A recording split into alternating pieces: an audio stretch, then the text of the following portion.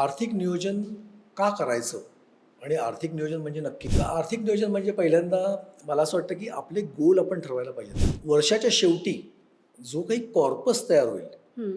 त्याच्यानंतर मी माझं प्लॅनिंग तयार करेन की माझे ऑब्जेक्टिव्ह मला माहिती पाहिजे. बरं. पण मला वेल्थ क्रिएशनसाठी फक्त सेव्हिंग पुरणार नाही आहे. ओके. कारण आपण त्याच्यासाठी ना रिअल रेट ऑफ रिटर्न बघायला पाहिजे. वेल्थ क्रिएशनसाठी सेव्हिंग ही पहिली स्टेप जरी असली तरी ते वेल्थ क्रिएशन नव्हे. But okay. Saving is not an investment. मी असं म्हणतच नाहीये की खर्च करू नकोस.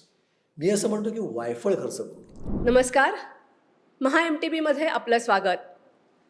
तुम्हा सगळ्यांना नवीन वर्षाच्या खूप खूप शुभेच्छा. हे नवीन वर्ष तुम्हाला सुख, समाधानाचं, समृद्धीचं आणि अर्थात धनलाभाचं जावो हीच इच्छा.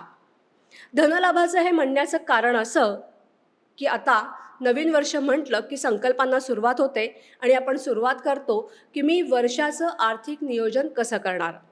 पण घाबरू नका. यासाठी आपला नवीन वर्षातला हा पहिला पॉडकास्ट आम्ही करतोय. तुम्ही वर्षाचं आर्थिक नियोजन कसं करावं. मी तृप्ती पारसनीस आणि आर्थिक नियोजनाच्या बाबतीत आज आपल्याबरोबर आहेत ज्येष्ठ अर्थतज्ञ अजय वाळिंबे सर. अजय सर, तुम्हाला नवीन वर्षाच्या खूप खूप शुभेच्छा. तुम्हाला पण आणि सगळ्या प्रेक्षकांना सुद्धा. नवीन वर्ष म्हटलं की संकल्प आले. संकल्प म्हटलं की दोन संकल्प हे कायमस्वरूपी ठरलेले आहेत. एक म्हणजे मी फिट होणार, जिमला जाणार आणि दुसरा मी पैसे साठवणार. पैसे साठवणार म्हटलं की सगळ्यांच्या डोक्यात विचारचक्र सुरू होतं. तर माझा आता याच प्रश्नापासून आपण सुरुवात करूयात. पैसे साठवणं म्हणजे अर्थात पैशाचं नियोजन करणं. नवीन वर्षात पैशाचं नियोजन कसं करावं? अ, आर्थिक नियोजन आणि सेव्हिंग म्हणजे तू मगाशी सुरुवातीला सांगितलंस की आता मी पैसे साठवणार. तर पैसे साठवणं म्हणजे आर्थिक नियोजन आहे का? तर नक्की आहे. कारण तो सुरुवातीचा म्हणजे मला असं वाटतं की फर्स्ट स्टेप इज सेव्हिंग. आर्थिक नियोजन का करायचं आणि आर्थिक नियोजन म्हणजे नक्की काय? बरं. तर आर्थिक नियोजन म्हणजे पहिल्यांदा मला असं वाटतं की आपले गोल आपण ठरवायला पाहिजेत. मला आयुष्यात काय हवं आहे? बरं. आपण एक्झाम्पलने सुरुवात करूया की एखादा 25 वर्षाचा मुलगा आहे. हं. त्याला नुकताच जॉब लागलेला आहे आणि त्याला आता सगळे तू म्हणतेस तसं वडिलांनी सांगितलं आणि त्याला स्वतःला पण वाटतंय की आपण आर्थिक नियोजन करायला पाहिजे, आपण सेव्हिंग करायला पाहिजे, बरोबर. आपल्याकडे पैसा यायला पाहिजे. मग आर्थिक नियोजन म्हणजे तो नक्की काय करेल? तर डेफिनेटली सुरुवातीला तो सेव्हिंग चालू करेल बरोबर. आणि ह्या सेव्हिंगचं त्याला पुढे वेल्थ तयार करायची आहे. म्हणजे बचतीतून हं. आपल्याला मोठं वेल्थ क्रिएशन हा प्रकार करायचा आहे. बरं. मला वेल्थचा पटकन मराठी शब्द आता आठवला नाही. त्यामुळे संपत्ती निर्माण करणं. तर जेव्हा मी सेव्हिंगमधनं संपत्ती निर्माण करतो त्याकरता मला प्लॅनिंग करायला पाहिजे. ओके. आता साहजिकच कोणीही प्रश्न विचारला की संपत्ती निर्माण करणं म्हणजे तरी नक्की काय? कारण मी तर रेग्युलर सेव्हिंग करतोच आहे. तर ती संपत्ती निर्माण होईल का? तर हां. त्याचं उत्तर नाही असं आहे. पण सुरुवात सेव्हिंगने करायची. ओके. एक सुरुवात आपण करणार आहोत, की आता मी या वर्षाची सुरुवात सेव्हिंगनी करायची आहे. करेक्ट. माझा पगार आहे ₹25,000. बरोबर. ₹25,000 मध्ये माझा खर्च, बरोबर. खर्चात नंतर माझी आवड, त्याच्यावरती केलेला खर्च, करेक्ट. त्यातनं उरलेली अमाउंट ही सेव्हिंग होते का? आणि जर असं करायचं असेल, तर या 25,000चं सेव्हिंगसाठीचं नियोजन कसं करावं? मस्त प्रश्न आहे. म्हणजे असं आहे की ना मी एक साधा आपण एक्झाम्पल घेऊया. म्हणजे साधं तू आता सांगितलंच ना उदाहरण त्याचंच आपण फोड करून बघूया. ओके. ती अशी आहे की माझा पगार 25,000 तर जे माझं उत्पन्न आहे वजा होणारा खर्च हं. उरलेली अमाऊंट आहे ती मी बचत करू शकतो. बरं. हां, म्हणजे 25,000 माझा जेव्हा उत्पन्न मिळतं तर माझा सगळा जर खर्चच होत असेल तर माझी बचत होणारच नाही. हं. त्यामुळे मला काय करायला लागेल? खर्चात कपात करायला लागेल. जर बचत करायची असेल तरच. अच्छा. पण मला बचतच करायची नसेल तर मी पूर्ण खर्च करून टाकेन. हं. पण जेव्हा मी नवीन वर्षाचा संकल्प करतोय की मला बचत करायची आहे किंवा मला वेल्थ क्रिएशन करायचं आहे, मला फायनान्शियल प्लॅनिंग करायचं आहे, तर आपल्याला जेव्हा तुझा पगार झाला की त्यानंतर माझा होणारा खर्च साधारण तो काढायचा. हं. त्याला मला असं वाटतं एक फॉर्म्युला आपण 50-30-20 असा एक युज्युअली फॉर्म्युला असतो. बरं. हां, पण तो आपण नंतर हं. बोलण्याच्या ओघात मी एक्सप्लेन करीन. पण माझा होणारा खर्च मी काढून हं. नंतर मला म्हणजे अगदी अत्यावश्यक खर्च तो काढायचा आणि जी काय माझी अमाऊंट उरते त्याचं मी एक रेग्युलर सेविंग म्हणजे त्याच्यामध्ये मी रिकरिंग डिपॉझिट उघडू शकतो ओके. किंवा मी दर महिना बँकेत काही रक्कम टाकू शकतो आणि वर्षाच्या शेवटी जो काही कॉर्पस तयार होईल हं. त्याच्यानंतर मी माझं प्लॅनिंग तयार करेन. अच्छा. आता फिनान्शियल प्लॅनिंग मगाशी मी जसं म्हटलं की माझे ऑब्जेक्टिव्ह मला माहिती पाहिजेत ओके. की मला एक फ्लॅट घ्यायचा आहे किंवा मला कार घ्यायची आहे हं. किंवा मला वर्ल्ड टूर करायची आहे किंवा मला ओके. येत्या 5 वर्षांनी आता लग्न करायचं आहे. मी आता 25 वर्षाचा आहे, मला 5 वर्षात लग्न करायचं आहे, पण त्याकरता मला फ्लॅट घ्यावा लागेल, हं. कर्ज काढायला लागेल, त्यासाठी काहीतरी अमाऊंट लागेल. बरोबर. त्यामुळे हे जर ऑब्जेक्टिव्ह मी जर डिसाईड केलं हं. आणि त्याप्रमाणे मी जर सेव्हिंगला सुरुवात केली तर त्याला फिनान्शियल प्लॅनिंग असं म्हणता येईल. अच्छा. हां, तर ज्या 25,000चं जे तू एक्झाम्पल दिलंस हं. त्याच्यामध्ये मला असं वाटतं की ही अमाऊंट तर दरवर्षी वाढतच जाणार आहे. ही काय दरवर्षी 25 राहणार आहे का? नक्की नाही. नाही. कारण काहीतरी इन्क्रिमेंट मिळत राहील. त्यामुळे त्या 25,000तून माझा खर्च वजा करून उरलेली रक्कम सेव्ह करत राहणं आणि एका वर्षानंतर तो जमलेल्या कॉर्पसनंतर फिनान्शियल आपलं डिप्लॉयमेंट चालू करणं ही बरोबर. पहिली स्टेप आहे. ओके. आता मला तुम्ही सांगितलं की खर्च जो आहे त्या खर्चानुसार तुम्ही जेवढा खर्च जाईल त्यातनं उरलेल्या रकमेतून तुम्ही बचत करायला सुरुवात करा. करेक्ट. वाढदिवस असो किंवा काही झालं की आपण पाया पडलो की आपल्या वडीलधारी जे लोक आहेत ते सांगतात तरुण पिढीला स्पेशली बरोबर. तुम्ही आता सेव्हिंग करायला लागा किंवा तुम्ही बचत करायला लागा. बरोबर. त्याच्यावरती हे लोकांचं उत्तर असतं की आम्हाला जे काय मिळतं त्यातनं आम्ही सेव्हिंग करतोच की. मग त्यांचं जे सेव्हिंग आहे ते सेव्हिंग आणि फायनान्शियल प्लॅनिंग याच्यामध्ये फरक काय येतो? हां, सो मी जसं आत्ता सांगितलं की फायनान्शियल प्लॅनिंगमध्ये सेव्हिंग ही फर्स्ट स्टेप आहे. बर. पण मला वेल्थ क्रिएशनसाठी फक्त सेव्हिंग पुरणार नाही आहे. ओके. कारण आपण त्याच्यासाठी ना रिअल रेट ऑफ रिटर्न बघायला पाहिजे. बर. आता रिअल रेट ऑफ रिटर्न म्हणजे काय? हं. तर सेव्हिंग तुम्ही बँकेच्या सेव्हिंग अकाउंटमध्ये जेव्हा पैसे ठेवता हं. तेव्हा तुम्हाला एक ठराविक व्याजदर मिळतो. तो इतका कमी असतो, साधारण 3.5% तो व्याजदर आहे. तो सुद्धा टॅक्सेबल. ओके. त्यामुळे मी बँकेत नुसते सेव्हिंगमध्ये पैसे ठेवत राहिलो तर माझी वेल्थ क्रिएट होणं अशक्य आहे. रिअल रेट ऑफ रिटर्न कसा काढायचा? तर मिळणारं व्याज हं. वजा इन्फ्लेशन ओके. वजा टॅक्सेशन ओके. आणि जे काही नंबर येईल हं. तो रिअल रेट ऑफ रिटर्न आहे.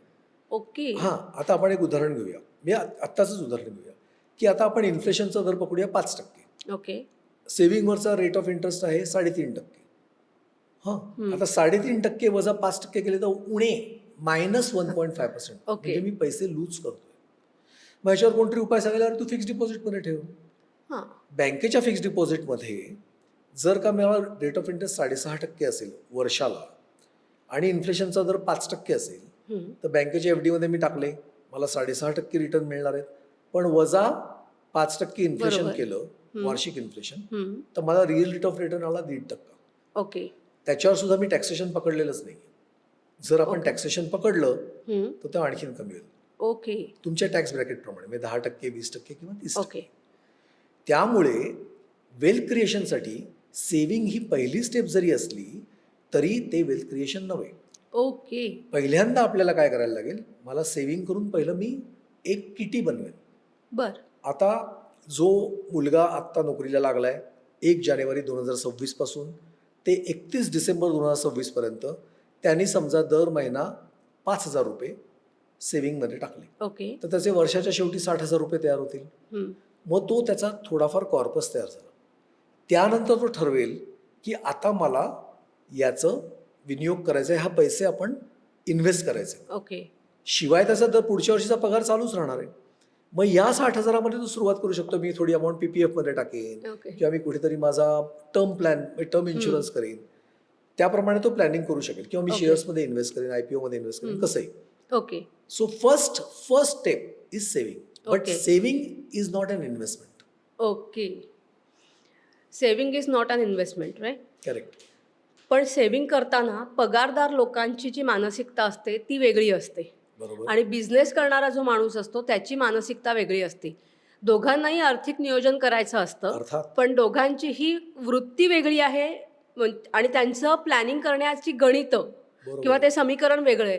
मग या दोघांनी कशा पद्धतीनं आर्थिक नियोजन केलं पाहिजे? अगदी उत्तम प्रश्न आहे. कारण काय माहिती आहे का, नोकरी करणारे जे आहेत ना त्यांना हे सोपं जातं. ओके. कारण तुला दर महिना किती उत्पन्न येणार ते माहिती आहे. की आता माझा पगार 50,000 रुपये आहे, मला माहिती आहे दर महिना मला 50,000 रुपये मिळणार आहे. ओके. त्यामुळे मी आर्थिक नियोजन पटकन करू शकतो की मी बाबा दर महिना 10,000 RD लावीन किंवा बर मी दर महिन्याचं 2,000 रुपयाची किंवा 5,000 रुपयाची SIP लावीन काही. बरोबर. ओके. पण ज्याचा व्यवसाय आहे किंवा जो प्रोफेशनल आहे हम्म. त्याला त्याचा फायनान्शियल स्रोत किंवा त्याचं इन्कम दरवेळी तेवढंच राहील असं नाही. बरोबर. ते मध्ये एखाद्या महिन्यात खूप बंपर पण येऊ शकतं आणि पुढे 3 महिने काहीच येणार नाही किंवा 3 महिने कंटिन्युअस येईल आणि पुढे 5 महिने येणार नाही. त्यामुळे जे व्यवसायात आहेत त्यांना तर त्याच्या बाबतीत जरा जास्त सजग राहावं लागेल. बर दुसरी महत्त्वाची गोष्ट म्हणजे व्यवसायात जे लोक आहेत त्यांना प्रॉव्हिडंट फंड नाही आहे, त्यांना ग्रॅच्युइटी नाही आहे. हम्म. त्यामुळे हे सगळे फॅक्टर्स सुद्धा त्यांना विचार करावे लागतील. म्हणजे नोकरी करणारा माणूस आहे त्याला ॲडव्हान्टेजेस काय काय आहेत, तर त्याचा युजली ग्रुप इन्शुरन्स असतो. बरोबर. दुसरं म्हणजे त्याला प्रॉव्हिडंट फंड आहे, रिटायर झाला तर ग्रॅच्युइटी आहे आणि त्याला दर महिना कुठल्याही परिस्थितीत पगार तर मिळणारच आहे. हां, त्याच्याऐवजी जर मी व्यवसाय करणार असेल तर मला इन्शुरन्स कुठलाही नाही बरोबर. अनलेस मी स्वतः काढीन. हम्म. मला ग्रॅच्युइटी नाही आहे, माझा PF नाही आहे आणि माझ्या पगाराची गॅरंटी नाही आहे. त्यामुळे व्यवसाय करणाऱ्या लोकांना जास्त सजग राहावं लागेल.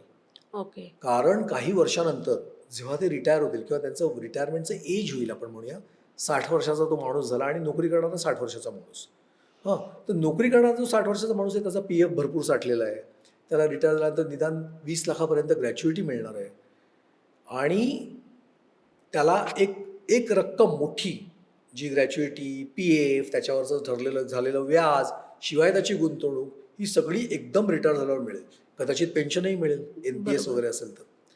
पण व्यावसायिकाला हे काही मिळणार नाही. म्हणून व्यावसायिक जे आहेत त्यांनी सुरुवातीपासूनच म्हणजे ओके. बचत आणि बचतीनंतर फायनान्शियल प्लॅनिंग हे त्यांना तर मस्ट आहे.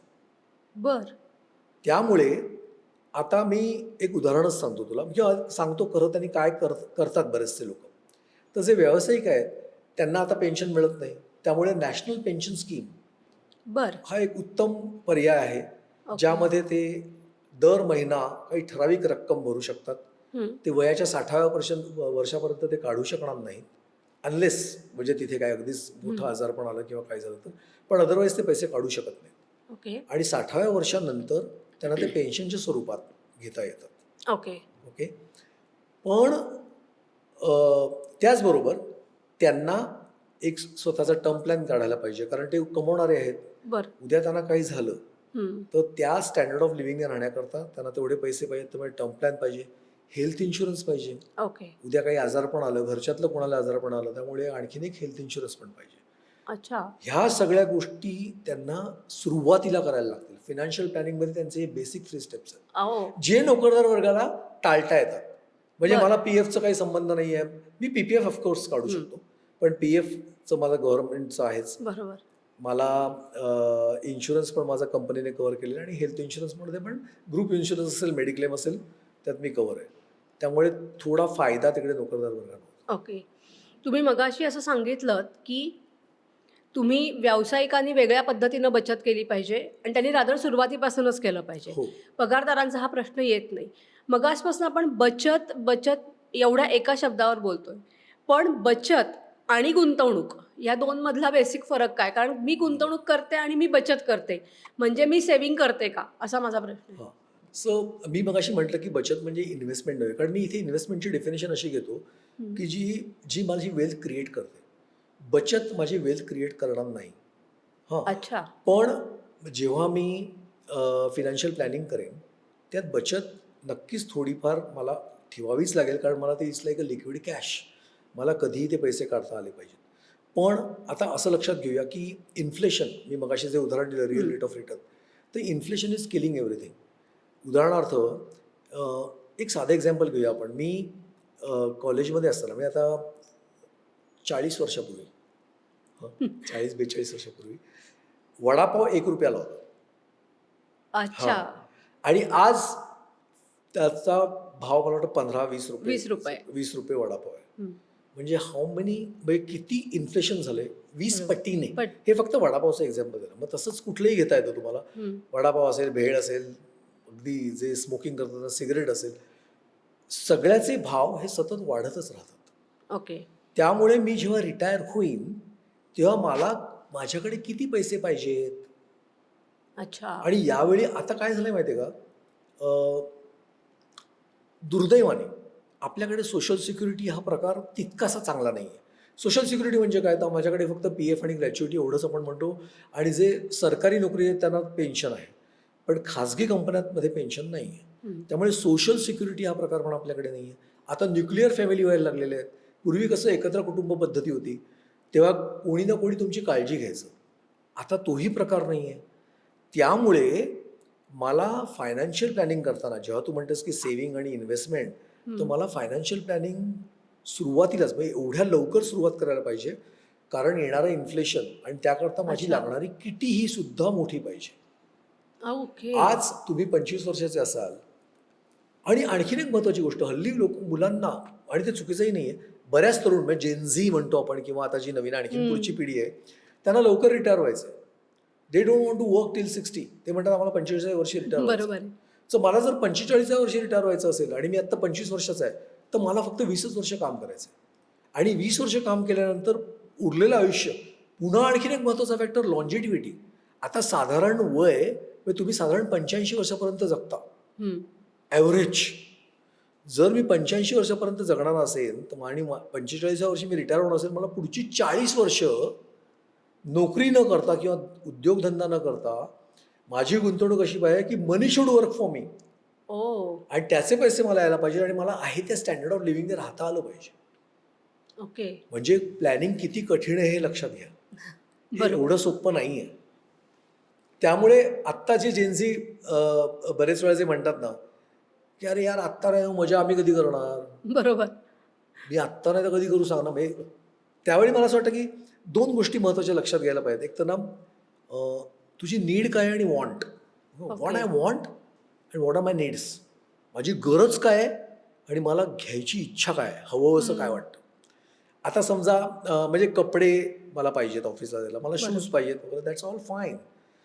हां, थोडाफार कम्फर्ट झोन पण, म्हणजे मी ट्रेननी सेकंड क्लासच्या ऐवजी मी फर्स्ट क्लासने जाईन, अग्री. मी उबर करीन किंवा प्रायव्हेट टॅक्सीने जाईन, हं. अग्री. पण याच्यामध्ये मला वॉन्ट म्हणजे माझ्याकडे एक फोन आहे. हां, तो हं. चांगला स्मार्टफोन आहे, पण मला ॲपलच पाहिजे. नवीन बरोबर. मॉडेल आलं. मग 1,70,000 1,60,000 मी टाकू का त्याच्यात? माझं म्हणणं काय माहिती आहे का? माझं एक सायकॉलॉजीमध्ये खूप चांगली टर्म आहे, की कुठली गोष्ट बोलायच्या आधी सुद्धा, जसं आपण ते म्हणतात ना, की बोललात की बोललेला शब्द ना परत घेता येत नाही. घेता येत नाही. तो माणूस दुखावतो समोरचा. पण बोलताना ना तुम्ही फक्त 6 सेकंद विचार करा. मी काय बोलणार आहे? Only 6 seconds you think and then you start talking.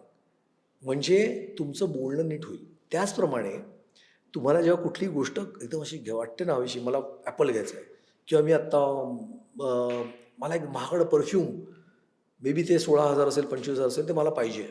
मी जाहिरात कुठेतरी पाहिली आणि मला वाटतं इट्स अ मस्ट. किंवा मी रोज झोमॅटोवरून काहीतरी ऑर्डर करतो, झोमॅटो, स्विगी, बरोबर. व्हॉटएव्हर. तर हे मला खरंच गरजेचं आहे का? ओके. आणि मी थोडा विचार करीन. मला त्या दुकानात कदाचित तुम्ही ना विंडो शॉपिंग पण करा. एक दिवस थांब. नेक्स्ट डे बघ की मला खरंच ते घ्यायचं आहे का? जर पुन्हा वाटलं ना की नाही मला हे पाहिजेच आहे, मी याच्याशिवाय राहूच शकत नाही, हं. मग ती तुझी गरज आहे. ओके. पण मी राहू शकतो, तर गरज नाही आहे, आणि तो खर्च तुम्ही टाळू शकता. जेव्हा तुम्ही आत्ता म्हणता आहात, की जो खर्च करायचा आहे, तो करण्याआधी 6 सेकंद विचार करा, त्याची खरंच गरज आहे का? हा एक शिस्तीचा भाग झाला. म्हणजे मला शिस्त लावण्यासाठी आपण म्हणतो ना, की आई-वडील लहानपणापासून शिस्त लावतात. मग या शिस्तीमध्ये म्हणजे माझं शिक्षणापासून मी शिक्षण केलं, त्याच्यानंतर माझं लग्न झालं, मग मी पुढे माझी फॅमिली वाढली आणि माझी रिटायरमेंट, या सगळ्यासाठी मी आर्थिक शिस्त कशा पद्धतीनं लावली पाहिजे? हां, तर ते एक तर 6 सेकंद हा मी बोलण्यासाठी सांगितलं होतं. इथे आपल्याला जास्त वेळ पाहिजे. कारण जेव्हा तुम्ही म्हणता की मला हे पाहिजे, हं. तर त्याकरता एखादी वस्तू हवीशी वाटणं किंवा मला घ्यावी वाटणं, मला त्याची हाव बरोबर. किंवा शेजाऱ्याकडे आहे म्हणून मला घ्यावंसं वाटणं. बरोबर. बऱ्याच म्हणजे खरं मला तुझ्याकडे बघून असं बोलायचं, महिलांसाठी असं बोलायचं नाहीये. पण मी एक सगळ्या घरात कॉमन गोष्ट पाहिली, म्हणजे माझ्या घरात सुद्धा. हां, की एखाद्या शेजाऱ्याकडे एक मोठा ओव्हन आहे म्हणून मला पाहिजे, आणि मी सांगितलं की अरे आपल्याला गरज नाही, आपण दोघेच जण आहोत. हे काम आपलं OTGमध्ये होऊ शकतं. बरोबर. तर OTG 7,500 आहे आणि मोठा वन 40,000 आहे. पण केवळ शेजाऱ्याकडे आहे म्हणून मी घ्यायचा का? सेम वे आपण दागिन्यांच्या बाबतीत पण हे होऊ शकतं किंवा बरोबर. एखाद्या वस्तूकडे त्याच्याकडे ती गोष्ट आहे म्हणून मला पाहिजे. सो ते आपण थोडंसं टाळलं पाहिजे. आता तेव्हा तुझं एक्झाम्पल दिलंस की मी वाढले, नंतर मी नोकरी केली, नंतर माझं लग्न, फॅमिली. तर मला इन्व्हेस्टमेंटची सवय किंवा मी हे स्वतःला कसं कंट्रोलमध्ये आणू आणि कसं फायनान्शियल प्लॅनिंगमध्ये करू. तर बरोबर. मला असं वाटतं की मला प्रत्येक वस्तू हवीच आहे, मी नाही म्हणत नाही. आणि त्याच्यासाठी मी जर व्यवस्थित प्लॅनिंग केलं ना, काही वर्षानंतर मी थोडं थांबलो ना, संयम ठेवला, पेशन्स अच्छा. दाखवले, तर मला त्या वस्तू मिळू शकतात. ओके. ओके. आत्ता मला कार घ्यायची आहे, मग ती कार तू आणि तुझ्याकडे सेव्हिंग आहे, तुझ्याकडे व्यवस्थित पैसेही आलेत, पण मग ती ना कर्ज काढून आणखी म्हणजे माझ्याकडे समजा 10 लाख आहेत, तर मी 8 लाखापर्यंत कुठली गाडी नवीन मिळते का किंवा सेकंड हँड जरी मला त्याप्रमाणे मिळेल तर मी घेईन. पण मला त्याच्याकडे ती ऑटोमॅटिक आणि ती आहे आणि ती 24 लाखाची आहे, मला तीच पाहिजे आणि मी पहिले 10 लाख भरतो आणि पुढचं 14 लाखाचं लोन काढतो. दिस इज नॉनसेन्स. त्याची गरज ओके. नाही आहे. बर. तुम्हाला जी गरज आहे, कार कशासाठी पाहिजे? कार कम्फर्टसाठी पाहिजे. मी जातो गाडी घेऊन जातो, बसतो, ठीक आहे. तुझी फॅमिली 3 जणांची आहे, 4 जणांची आहे, तेवढ्याकरता ही कार पुरते. तर बरोबर. मला वाटतं असा विचार कर जर आपण केला हम्म. आणि नंतर तुझी मोठ्या गाडीची इच्छा आहे ती ठेव डोक्यात, मी काढ ते एक ॲस्पिरेशन आहे आणि त्याच्याकरता मी करण्याकरता मी काय काय करीन, तर तेवढे पैसे कमवीन आणि मग मी त्याचा विचार करेन. ओके. घाईघाईने आत्ताच खर्च करणं टाळू शकतो टाळू आपण शकतो. आणि त्याची चांगली गुंतवणूक आणि ज्याचा परतावा उत्तम मिळेल हम्म. त्याचाही विचार करू शकतो. मी आत्ता 40 वर्षाची आहे. माझं आत्तापर्यंत काहीही सेविंग नाही. पण मी आता ठरवलं आहे की माझं जर रिटायरमेंटचं वर्ष हे 65 आहे, तर मला या 25 वर्षाचं सेविंग करायचं आहे. म्हणजे या 25 वर्षात सेविंग करायचं आहे, जे मला पुढच्या 25 वर्षासाठी उपयोगी होईल. करेक्ट. पण आता मला असं वाटते की अरे, आपण आधीची जी 20 वर्ष घालवली ना ती फुकट. तर आत्ता मी जे रिटायरमेंटसाठी सेव्हिंगचा विचार आणला आहे, तो विचारच सुरुवातीला म्हणजे या विचारालाच उशीर झाला आहे का? आणि जर उशीर झाला असेल, तर आता मी सेव्हिंग कशा पद्धतीनं करावं? फार सुंदर प्रश्न आहे आणि बऱ्याच लोकांचा प्रश्न असणार. पण मला वाटतं बेटर लेट दॅन नेव्हर. हां, बरोबर. उशीर झालेला आहे, निश्चित उशीर झालेला आहे. पण म्हणून मग मी करणारच नाही का सेव्हिंग? नाही, मी सेव्हिंग करणार. जसं तू सांगितलंस की 40 ते 65 म्हणजे 25 वर्ष हा काही कमी पिरियड नाही आहे. बरोबर. आणि जर का मी आजपासून म्हणजे आता 1 जानेवारी उद्यापासून मी जर सुरुवात केली की मी ह्या महिन्यापासून SIP किंवा कुठली इन्व्हेस्टमेंट, मी SIP ह्याकरता म्हणतो की ती ना शिस्तबद्ध इन्व्हेस्टमेंट आहे.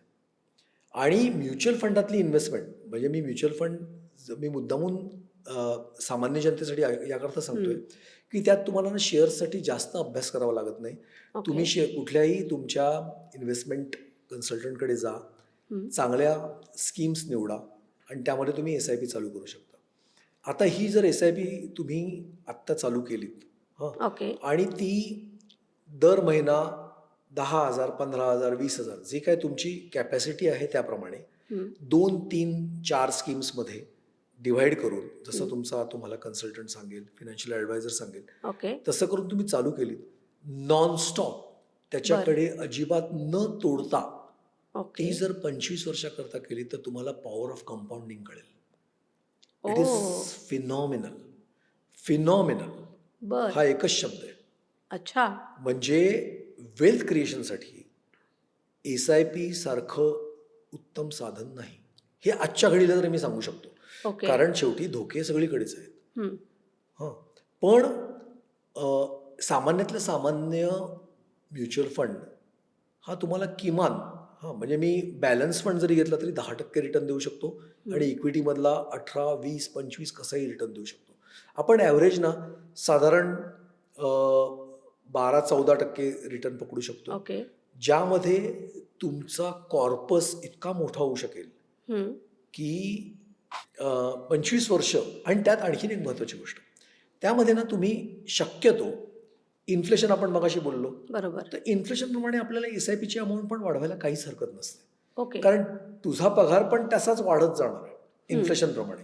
तर समजा इन्फ्लेशन 5% आणि तुझा पगार 7% वाढला तर मी माझ्या SIPमध्ये 5% तर वाढ करूच शकतो. तर तशी जर का वाढ केली दरवर्षी SIP मध्ये किंवा वर्षात नाही चला 2 वर्षांनी करा. एव्हरी 2 इयर्स तुम्ही जर SIP 5-5% किंवा 10-10% वाढवत गेले तर आणखीन त्याचा इम्पॅक्ट जास्त होईल आणि ओके. खूप मोठी अमाऊंट तुम्हाला मिळू शकते. याच्याकरता ना आणि अगदी सोपं आहे. आता सुदैवाने काय आहे, ॲप्स एवढी आहेत आणि तुमच्या हातात मोबाईल आहे. बरोबर. ओके. माहिती तंत्रज्ञानाचं जाळं मोठं आहे. त्यामुळे नुसतं SIP कॅल्क्युलेटर हे जर ओके. तू टाईप केलंस तर तुला हं. SIPची म्हणजे मी किती अमाऊंट टाकली की त्याचे किती अमाऊंट मिळू शकते ओके. हा नंबर येऊ शकेल.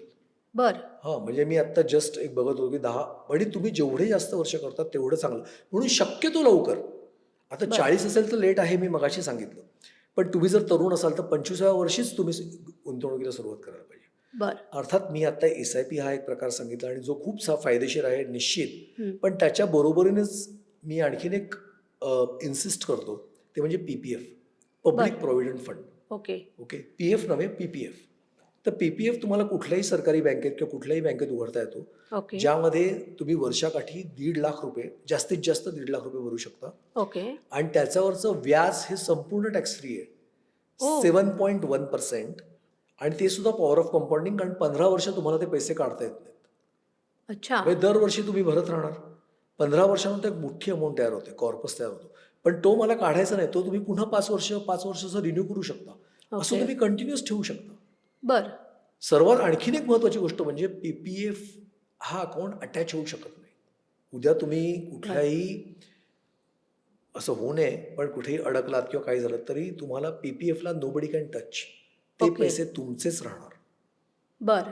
शिवाय टॅक्स बेनिफिट आहेच ओके. Under ETC. त्यामुळे मला असं वाटतं की सेव्हिंग, नंतर दुसरी लगेच स्टेप PPF ओके. आणि तिसरी SIP. अच्छा. आणि हे तिन्ही तुम्ही जर व्यवस्थित ठेवलं तुम्ही निश्चित म्हणजे अगदी मी तुम्हाला गॅरंटेड सांगतो अच्छा. की तुमचा चांगली वेल्थ क्रिएट होऊ हं. शकते. मग याच्यात महत्त्वाचं काय पेशन्स. बरोबर. हां, कितीही अडचण आली तरी कॉर्पसला हात न लावणं म्हणजे अगदीच भयंकर जर काय झालं हॉस्पिटलायझेशन वगैरे तर अर्थात आहे. बरोबर. म्हणजे तुमचा इन्शुरन्स संपला आणि कुठेही काही फंड नाही तर तुम्हाला तोडावं लागेल. हं. पण अदरवाईज डोंट टच इट. मार्केटमध्ये वर खाली प्रकार चालूच असतो. हं. आत्ता तू ह्या वर्षीचं जर आपण पाहिलं तर यावर्षी शेअर मार्केटमधनं म्हणजे स्मॉल कॅपमध्ये निगेटिव्ह रिटर्न्स आहेत, मिड कॅपमध्ये निगेटिव्ह रिटर्न्स आहेत, पण सोन्या चांदीत भरपूर रिटर्न आहेत. बरोबर. त्यामुळे कदाचित तू असंही विचारू शकतील की मग मी सोन्या चांदीत गुंतवणूक का नको करू? बरोबर. खरंच ना, पण त्याकरता डायरेक्ट आपण सोनं किंवा चांदीत दागिने घेण्यापेक्षा आय विल गो फॉर म्हणजे थ्रू ETF हं. किंवा मल्टी असेट फंड. बरोबर. तर तिथे जाऊ असं शकतो. करता येईल. आपण आता नवीन वर्षात हा पॉडकास्ट लोकांसमोर आणतो आहोत. एकच दिवस झालाय नवीन वर्षाचा आणि सगळ्यात महत्त्वाची गोष्ट मला माझा फायनान्शियल गोल सेट करायचा आहे की Absolutely. मला 31 डिसेंबर 2026 नंतर माझ्याकडे एक लमसम अमाऊंट असली पाहिजे. भले ती कशासाठी वापरावी, पण ही अमाऊंट जमा करण्यासाठी मला डोक्यामध्ये आणि मग कृतीमध्ये एक फायनान्शियल गोल सेट करायचा आहे. तो कसा करावा?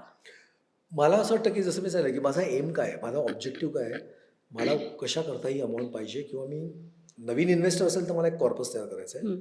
आणि मी जरा माझं म्हणजे मी रेग्युलर गुंतवणूक करत असतो. गुंतवणूक म्हणण्यापेक्षा मी आता थोडा एजेड आहे, 30 आहे, 35 आहे, पण मला आता गुंतवणूक चालू करायची किंवा मला तरीसुद्धा कॉर्पस तयार करावाच लागतो. म्हणून सेव्हिंग हे आवश्यक आहे आणि ते करण्याकरता मला सर्वात सोपा आणि शिस्तबद्ध पर्याय म्हणजे खरं म्हणजे म्युच्युअल फंड आहे.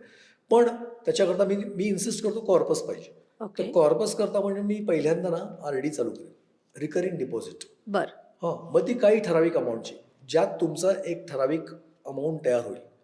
दर महिना 5,000चा लावलं तर 60,000, दर महिना 10,000चा लावलं तर 1,20,000 प्लस व्याज. म्हणजे साधारण 1,30,000-35,000 तुमच्याकडे बरोबर. तयार होऊ शकतात. तर 1,30,000 नंतर मग मी ती सुरुवात करेन की आता मला इन्व्हेस्टमेंट करायची. आता मला वेल्थ क्रिएट करायची.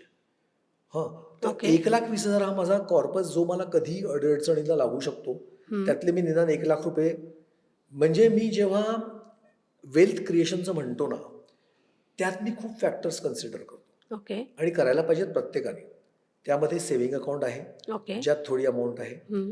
ज्यामध्ये फिक्स्ड डिपॉझिट पण आहे बँकेचं, हं, ज्यामध्ये थोडी अमाऊंट आहे. हं, म्युच्युअल फंड आहेत. हं. म्युच्युअल फंडाचं एक्सपोजर मी नक्कीच जास्त ठेवीन. PPF आहे.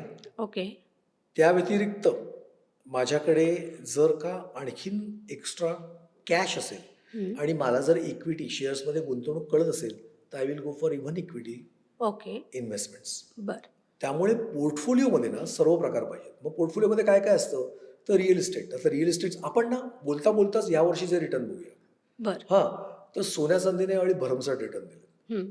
म्हणजे जवळपास 79% सोन्याने आणि चांदीने ते 100%च्या वर दिले दिले. हो.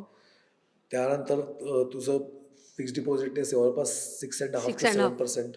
हं. बॉन्ड्स साधारण बरोबर. 9%, 9-9.5% बॉन्ड्स. हं. हां, PPF 7.1% टॅक्स फ्री म्हणजे जवळपास 10%. हं. त्यानंतर इक्विटी निगेटिव्ह रिटर्न, पण सेन्सेक्समध्ये साधारण एक 7-8% रिटर्न. आणि अर्थात म्युच्युअल फंडचा रिटर्न, तर यावेळचा म्युच्युअल फंडचा रिटर्न क्वाईट पॉसिबल की निगेटिव्ह आहे, पण मल्टी असेट फंडचा रिटर्न 18% आहे. बरं. आता मल्टी असेट फंड म्हणजे काय, तर हा म्युच्युअल फंड हं. हा वेगळ्या वेगळ्या असेट क्लासमध्ये गुंतवणूक करतात. मग ते बॉन्ड्समध्ये टाकतात, ओके. ते मनी मार्केट, बॉन्ड्स, इक्विटी, तसंच कमॉडिटी म्हणजे ओके. सोनं चांदी वॉटेवर ओके. अशा रीतीने इन्व्हेस्टमेंट करतात. ओके.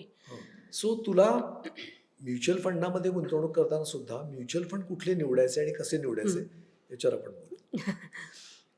म्युच्युअल फंड घेणं हा एक सगळ्यात सोपा मार्ग आहे की जेणेकरून तुम्हाला एक तुमच्या सेव्हिंगची सुरुवात होऊ शकते. बरोबर. आणि महत्त्वाचं काय गुंतवणूक. माहिती का की म्युच्युअल फंडामध्ये तुम्हाला तुला तेवढा अभ्यास नाही करावा लागत जेवढा डायरेक्ट तू जर इक्विटी शेअर्समध्ये करत असशील तेवढा नाही करावा लागत. ओके. कारण तिथे तज्ज्ञ मंडळी बसलेली आहेत ना, हं. ते काम तुझं नाही आहे, ते तज्ज्ञ लोक करतायत. ओके. तू त्यांना आपल्यासारखे अनेक लोक त्यांच्याकडे पैसे आणून देतात, ते त्याची गुंतवणूक करतात. अर्थात त्याकरता ते काहीतरी फी घेणारच, पण तरी सुद्धा तुझा त्याचा परतावा जो आहे हं. तो व्यवस्थित चांगला आहे, प्लस काही प्रमाणात त्याला टॅक्स बेनिफिट सुद्धा असू शकतो. ओके. माझा पगार महिन्याच्या 5 तारखेला येतो. 5 तारखेला आल्यानंतर पुढचा 5 तारखेपर्यंतचा जो काही खर्च होतो, त्यातनं एक लमसम अमाऊंट सेव्ह होते. पण जेव्हा मी ह्याचं महिन्याच्या शेवटी ज्याचा लसावी-मसावी काढला आणि तेव्हा मला असं कळतं, की आपला सेव्हिंग हे 1% आहे आणि 99% हा खर्च आहे. एकतर हे मी ट्रॅक कसं करावं, एक. आणि ह्याच्यातनं आता मी नवीन वर्षाच्या हेतूनं जास्तीत जास्त सेव्हिंग करण्यासाठी खर्च कमी करणं हा जरी पर्याय असेल, तरीसुद्धा गुंतवणुकीच्या मार्गानं कसे पैसे सेव्ह करावे? ओके. सो पहिली गोष्ट म्हणजे काय माहिती आहे का, आपण झोपताना ना, मी झोपतोय बेडवर, त्याचा 5 मिनिटं झोपायच्या आधी विचार करायचा की आज मी काय खर्च केला, मी आज कसा दिवस घालवला. बरोबर. तर मी आज मित्रांबरोबर बाहेर गेलो, मग तिकडे आम्ही म्हणजे मी आईने मला डबा दिलेला आहे कॉलेजमध्ये जाताना, बरोबर. किंवा ऑफिसमध्ये मी जातोय तर ऑफिसचा माझा बायकोने डबा दिलेला आहे किंवा आईने डबा दिलेला आहे. हं. पण तरीसुद्धा मला काही मित्र म्हणाले चल आपण बर्गर खायला जाऊ. बरं. मग आम्ही सगळ्यांनी बर्गर खाल्ला. त्यानंतर गरज नसताना कोणीतरी मला सांगितलं म्हणून त्यांनी पण स्मोक केलं आणि मीही त्याच्याबरोबर एक सिगरेट ओढली, अच्छा. जो अनावश्यक सुद्धा आणि वाईट सुद्धा. त्यानंतर येताना खरं म्हणजे नेहमी माझी ठरलेली बस आहे, पण मी कंपनीची बस माझी चुकली म्हणून मी शेवटी टॅक्सी पकडली आणि घरी आलो. घरी आल्यानंतर खरं म्हणजे घरी आईने उपमा केलेला होता, पण तरीसुद्धा मला उपमा खायचा कंटाळा आला आणि मी झोमॅटोवरनं वडा सांबार मागवला. ओके. तर हे सगळे जे मी असा विचार केला की मी कुठले कुठले व्यर्थ खर्च केले हं. मी माझ्या जिभेवर. बरं, हे सगळं पुढं असं आहे की पोषक आहे का, असंही नाही. खरं आहे. तर मी कुठे कुठे बचत करू शकतो ओके. असं जर मी केलं तर माझा खर्च निश्चित कमी होऊ शकेल. मी नुसतं डायरीत लिहायचं की आज मी काय काय खर्च केला आणि मग त्यातला कुठला टाळता येण्यासारखा होता किंवा कुठला फालतू खर्च होता हे जरी काढलं ना मला महिन्याच्या अखेर, तरी मला तो खर्च कंट्रोलमध्ये करता येईल. बरेच जण काय करतात माहिती आहे का, हल्ली आणखीन एक नवीन मी फॅड पाहिलं की लोक ना मॉलमध्ये फिरायला जातात. बरोबर. अर्थात फिरायला दुर्दैवाने आपल्याकडे जास्त ठिकाण आहेत म्हणून कदाचित जात असेल, थंड हवा आहे आपलं फिरत आहे, पण मग फिरायला जाताना मग तिकडे उगाच अनावश्यक खर्च करून येतात. गरज नसताना आणखीन एक, अरे हा जीन्सचा कलर माझ्याकडे नाही आहे, मी ही जीन्स घेतो, किंवा माझ्याकडे हे शूज आहेत पण अरे ह्या टाईपचे शूज नाही आहेत असं म्हणून एक आणखीन एक शूज खर्च करतो. हे सगळं टाळता येईल. मग बरोबर. तेवढा कंट्रोल पाहिजे. मला त्याच्याबाबतीत गांधीजींना मी फार मानतो, कारण त्यांचा संयम हा प्रकार जो आहे ना, तो प्रत्येकाने अंगीकारणारा तसाच आहे. बरोबर. ज्याची गरज आहे तेच करा हं. आणि थोडा कंट्रोल करा. मी असं म्हणतच नाहीये की खर्च करू नकोस. मी असं म्हणतो की वायफळ खर्च करू नकोस. ओके. बरं. तर तेवढं जर केलंस, म्हणजे तेवढा जर मी कंट्रोल आणला, तर मी गॅरेंटेड सांगतो की तुमचा पगार किती का कमी असेल. मी आत्ता फॅक्ट सांगतोय हा तुला. तृप्ती, बरं. फॅक्ट. मी आत्ता पेट्रोल पंपावर पेट्रोल भरताना हां, त्यांनी माझ्याकडे ते धावत येतात आणि त्यांनी मला सांगितलं क्रेडिट कार्ड, सर तुम्ही कार्ड घ्या ना. तर मी म्हटलं अरे हे बघ, मी माझ्याकडे कार्ड आहे आणि मी इथेच काम करत होतो. कोटकचं कार्ड दाखवलं मी. म्हटलं मी कोटकमध्येच होतो. तर तो लगेच थोड्या वेळाने अर्धा मिनिट झालं असेल, तो गेला, पुन्हा आला. बरं. म्हणाला सर मला SIP उघडता येईल का? क्या बात है! पेट्रोलवरचा तो क्रेडिट कार्ड देणारा माणूस. तर मी म्हटलं का नाही उघडता येणार? पण म्हटलं तुला कोटकमध्येच का करायचं आहे? तो म्हणला नाही माझं कोटकमध्ये अकाउंट आहे म्हणून. म्हटलं कारण SBI आहे, ICICI आहे, ॲक्सिस बरोबर. आहे, कुठेही जाऊ शकतोस. तर त्यांनी फक्त मी एक्झाम्पल, मी नावं असंच घेतोय. तर तेव्हा त्यांनी मला हा प्रश्न विचारला, आता त्याचं उत्पन्न काय असेल? आणि तो मला म्हणाला कमीत कमी किती टाकायला लागतात? बरोबर. मी त्याला सांगितलं ₹500. थँक्यू साहेब म्हणाला. अच्छा. हे खरंच म्हणजे मी म्हटलं आत्ता मी ह्या पॉडकास्टला चाललोय आणि आत्ता हे एक्झाम्पल बरोबर आहे. अगदी खरं आहे. म्हणजे किती अर्ज आहे कुठल्याही माणसाला सेव्हिंग करायची बरोबर. And which is going to benefit him. अगदी खरं आहे. मला जर पुढच्या वर्षासाठी आणि पुढच्या 25 वर्षासाठी आर्थिक नियोजन करायचं असेल, तर मी कुठल्या 5 महत्त्वाच्या गोष्टींची काळजी घेतली पाहिजे आणि कुठल्या 5 महत्त्वाच्या गुंतवणूक मी केल्या पाहिजेत? 5 महत्त्वाच्या गोष्टींची काळजी म्हणजे मी सांगितलं सर्व पहिल्याच लक्ष द्यायला पाहिजे. म्हणजे तुमचं इन्फ्लेशन रेट काय होणार आहे, मला या स्टँडर्ड ऑफ लिव्हिंगने राहायचं. जसं मी तुला मगाशी प्रिकॉशन्स आहेत आणि आत्ताचे प्रॉब्लेम्स आहेत की माझी न्यूक्लिअर फॅमिली आहे, मला कोणाकडे हात पसरायचे नाही आहेत म्हातारपणी, मला आहे त्या स्टँडर्ड ऑफ लिव्हिंगने राहायचं आहे. शिवाय माझी काही ड्रीम्स आहेत, मला वर्ल्ड टूर करायची आहे किंवा मला काही म्हणजे छंद जोपासायचे आहेत. मी पुढे कुठलीही नोकरी करणार नाही किंवा कुठलीही कन्सल्टन्सी करणार नाही. तर ह्या स्टँडर्ड ऑफ लिव्हिंगने राहायला सगळं करायला माझ्याकडे व्यवस्थित कॉर्पस पाहिजे. त्याप्रमाणे जर मला करायचं असेल तर मला आत्तापासून फिनान्शियल प्लॅनिंग करायला पाहिजे. त्यासाठी सुद्धा मी आणखीन एक सांगतो की पुन्हा तुम्ही नेटवर जा आणि विचारा की मी आत्ता, माझं वय 35 आहे, 30 आहे, मला 60व्या वर्षी रिटायर व्हायचं आहे, म्हणजे 30 वर्षाची गॅप आहे. बरं. तर माझ्याकडे आणि माझा आत्ताचा खर्च एक्झाम्पल महिना ₹40,000. अच्छा. माझा आत्ताचा खर्च ₹40,000, माझं वय 30 आहे आणि इन्फ्लेशन रेट आपण पकडूया 5% आणि व्याजदर पकडूया 8%. 8%. तर वयाच्या 60व्या वर्षी मला या स्टँडर्ड ऑफ लिव्हिंगने राहायला किती अमाऊंट पाहिजे असा बरं. प्रश्न तुम्ही Calculate AIला करा. विचारा, एक्सेलमध्ये टाका, ओके. गुगलमध्ये टाका, तुम्हाला त्याचा फॉर्म्युला येईल. बरं. ओके. मी हा फॉर्म्युला आत्ता सांगत नाही इथे मुद्दामून, कारण मला असं वाटतं की सगळ्यांनी हे स्वतः ट्राय करावं आणि तिथे तुमचा जो नंबर येईल, मग ती नंबर येतो तो तुमचा गोल झाला की अच्छा. तुझ्याकडे रिटायर होताना 5 कोटी पाहिजेत, 4 कोटी पाहिजेत, what ever the amount is. Okay. जेवढे वर्ष जास्त तेवढी अमाऊंट जास्त येईल. बरोबर. तर मला 4 कोटी पाहिजेत समजा, तर मी 4 कोटी सेव्ह करण्याकरता 4 कोटी माझा कॉर्पस करण्यात, प्लस मी तुम्हाला सांगतो एक प्रिकॉशन म्हणून ना तुम्ही स्वतःचे आणखीन एक 20% ऍड करा, म्हणजे 4,80,000 पाहिजेत, 4,80,00,000 पाहिजेत. बरोबर. मग मला ते करण्याकरता मी कसं काय करायला पाहिजे. मग जसं मी सांगितलं तसं की 5 कोटी माझी कॉर्पस तयार, 4.8 करोड कॉर्पस तयार करण्याकरता माझं वय 30 आहे, तर SIP कितीची लावायची. मी मगाशी सांगितलं SIPचा बरोबर आहे वेबसाईट, जस्ट गो SIPcalculator.in. बरोबर. तिथे जा, कॅल्क्युलेट करा. सो त्याप्रमाणे गुंतवणूक चालू करा. एक mutual fund, okay. PPF is number 2, ज्यामध्ये गुंतवणूक पाहिजेच. तुम्ही जर व्यावसायिक असाल तर NPS is a must. Okay. तुम्ही व्यावसायिक नसाल तरी नॅशनल पेन्शन स्कीममध्ये पैसे टाका, ओके. ज्यामध्ये तुमचा कॉर्पस ऑटोमॅटिक तयार होतो, प्लस तुम्हाला मंथली पेन्शन मिळू शकतो. आयटम नंबर तुझा आणखीन एक चौथा मुद्दा महत्वाचा, that point I need to always keep in mind की मी जरी खाजगी कंपनी किंवा प्रायव्हेट तुझ्या पब्लिक सेक्टरमध्ये काम करत असेल तरी मेडिक्लेम हे मला ओके. अनेक कंपन्यातून किंवा रिटायर झाल्यानंतर ना ते कंटिन्यू राहत नाही. बर. त्यामुळे साधारण 50 नंतर ना माझे मेडिक्लेम स्वतः चालू करायचं आपलं. ओके. तर तो एक खर्च आहे आणि टर्म प्लॅन बर. ज्यामध्ये मध्येच मला काही झालं तर माझी फॅमिली त्या स्टँडर्ड ऑफ लिव्हिंगने राहता आलं पाहिजे. ओके. त्यामुळे किमान म्हणजे तुमची जे तर उत्पन्न आहे ना मंथली उत्पन्न त्याला 100ने किमान गुणा. बर. हो. त्याची जी अमाऊंट तयार होते हम्म. त्याच्या दुपटीने तुमचं एक टर्म प्लॅन पाहिजे. म्हणजे माझ्या मते आत्ता समजा 40 वर्षाचा माणूस असेल, मुलगा असेल ना, हम्म. त्यांनी 5 कोटीचा एक टर्म प्लॅन घ्यावा ओके. की उद्याच त्याला काही झालं तर आज 5 कोटी बँकेत ठेवले हम्म. फिक्स्ड डिपॉझिटमध्ये, कारण माझ्या बायकोला काही कळत नाही म्हणून तिने फिक्स्ड डिपॉझिटमध्ये ठेवले तर तिला जे काही व्याज येईल त्याच्यात ती राहू शकेल. ओके. त्या दृष्टिकोनात म्हणजे प्रत्येकाने आपापलं कॅल्क्युलेट करावं. मी जस्ट नंबर सांगतोय. ओके. आता सगळ्यात महत्त्वाचे सगळ्या मुद्द्यांवरती आत्ता आपण बोललो आहे, कारण की आर्थिक नियोजन हे नववर्षाचं स्वप्न असतं प्रत्येकाचं.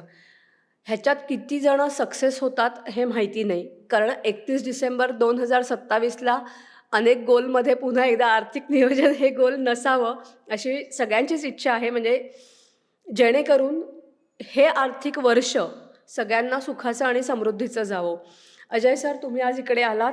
आर्थिक नियोजन कसं करावं, प्रत्येक वयोगटाने कसं करावं, कशा पद्धतीनं करावं आणि ह्याच्यातनं तुम्हाला होणारे फायदे काय, या सगळ्या गोष्टींवर दृष्टिक्षेप टाकला आहेत. लोकांचे खरोखरी आता डोळे उघडले असतील आणि त्याच्यामुळे नक्कीच पुढचं वर्ष सगळ्यांना आर्थिक नियोजनासाठी नक्की सुख आणि समृद्धीचं जाईल, यात शंकाच नाहीत. धन्यवाद. फक्त एक मुद्दा तृप्ती, हा कार्यक्रम संपता माझा तो मुद्दा राहिला, कारण बरेच जण असेट क्रिएट करतात म्हणतात आणि गाडी घेणं एक असेट आहे, ओके. माझा मोबाईल हा एक असेट आहे, पण ही डेप्रिशिएटिंग असेट आहे. म्हणजे असेट सुद्धा तुम्ही जी अशी पाहिजे that asset should appreciate. Okay. जी सोनं चांदीत होऊ शकते बरं. पण कार, मोबाईल, सेंट्स ह्याच्यामध्ये होत नाही. ओके. त्यामुळे असेट तुम्ही जेव्हा क्रिएट करताना it should be appreciating asset and not a depreciating asset. अच्छा, तुम्ही आलात आणि आम्हाला खूप महत्त्वाची माहिती सांगितलीत. माझ्या मते हा पॉडकास्ट झाल्यानंतर प्रत्येकजण आर्थिक नियोजनासाठी एक वही नक्की घेऊन बसेल आणि त्यांच्या आयुष्यासाठीचे पुढचे फायनान्शियल गोल नक्की सेट करतील असं आपण म्हणूयात. आणि त्याच्यासाठी तुम्ही आमच्याकडे आलात आणि नवीन वर्षाच्या तुम्हाला सुद्धा पुन्हा एकदा मनापासून शुभेच्छा. धन्यवाद. Thank you and all the best. नवीन वर्ष तुम्हाला धनलाभाचं जावं हे जरी खरं असलं तरी हा धनलाभ मिळवण्यासाठी तुम्हाला आर्थिक नियोजन करणं अत्यंत आवश्यक आहे. पण हे नियोजन कसं करावं हे आपण आत्ताच अजय वाळिंबे सरांकडनं ऐकलं आहे. तुम्हाला आमचा हा पॉडकास्ट कसा वाटला हे आम्हाला कमेंट करून जरूर कळवा. त्याचबरोबर कोणत्या कोणत्या विषयावरचे पॉडकास्ट ऐकायला आवडतील हे देखील कळवा. त्यासाठी MHA MTBला लाईक करा, शेअर करा आणि सबस्क्राईब करा. धन्यवाद.